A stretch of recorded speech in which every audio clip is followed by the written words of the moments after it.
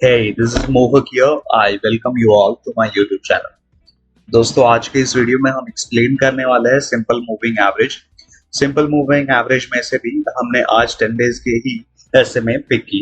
Yes, अब काफी market participant simple moving average यानी कि जो एसएमए है उसी को स्मूथ मूविंग एवरेज भी कहते हैं। But that totally okay. As I said in every video कि टेक्निकल एनालिसिस एक आर्ट एंड साइंस है।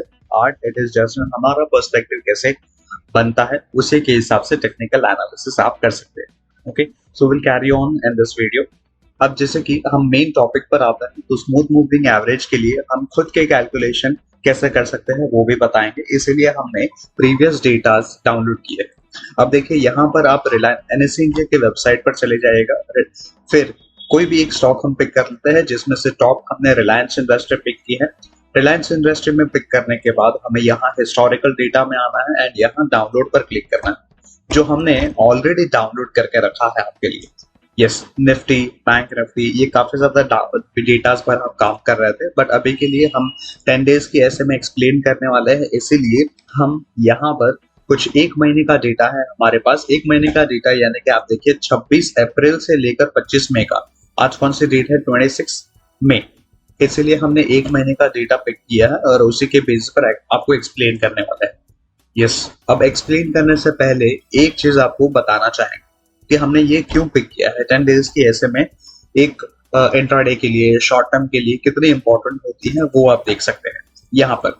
अब जैसे कि हमने निफ्टी में 5 मिनट के कैंडल में 10 डेज की ऐसे में लगाई है। यहाँ पर देखिए ये मैं, अब देखिए ये हम निकाल कर ऐसे में आपको लगाकर बता देते हैं। ऐसे में यस, ये हमने प्लॉट कर दिया है एंड ये जो 7 है उसको बदल के हम कर देंगे 10। यस, अब देखिए यहाँ पर आप देख सकते हो कि एसएमए का ट्रेंड जो है वो कितना स्मूथ है और कंटिन्यूअस अपवर्ड ही है।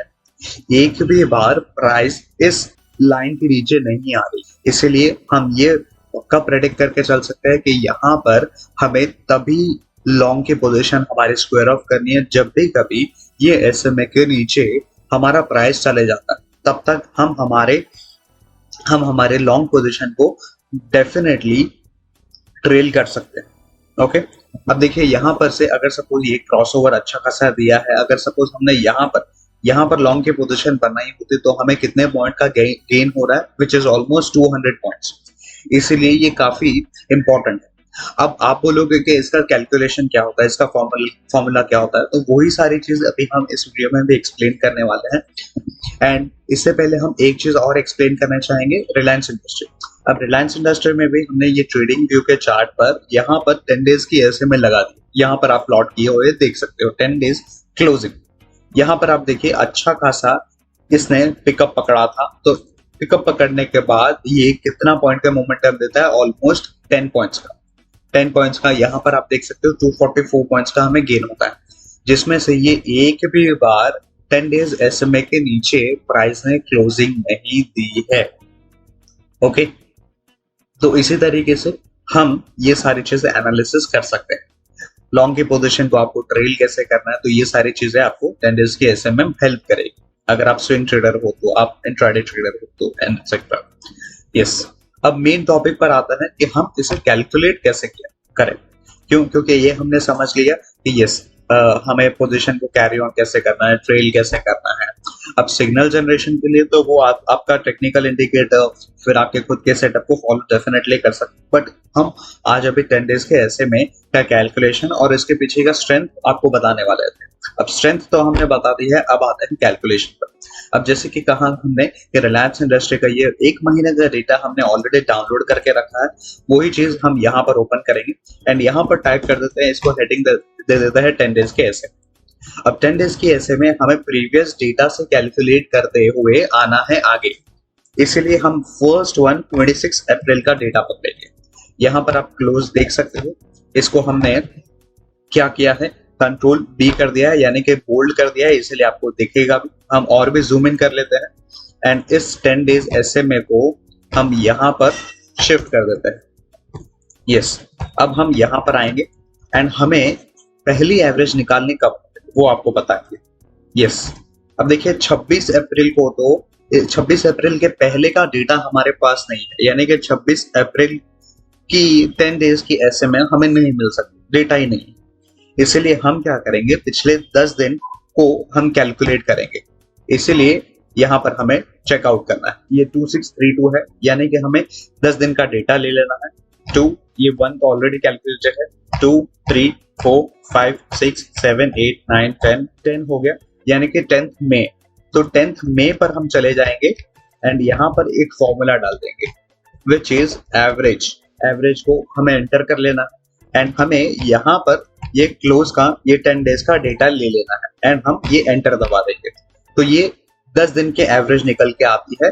10 दिन की एवरेज, एवरेज का मतलब क्या है, ये जो सारे आपको अमाउंट दिख रहा है यानी कि फिगर दिख रहा है, ये फिगर को ऐड ऑन कर देना है, यानी कि 2496, 2479 एवरी फिगर प्लस यानी कि सम एंड डिवाइड बाय 10 अगर हम कर देते हैं तो हमें ये अमाउंट मिल जाता है विच इज 2435।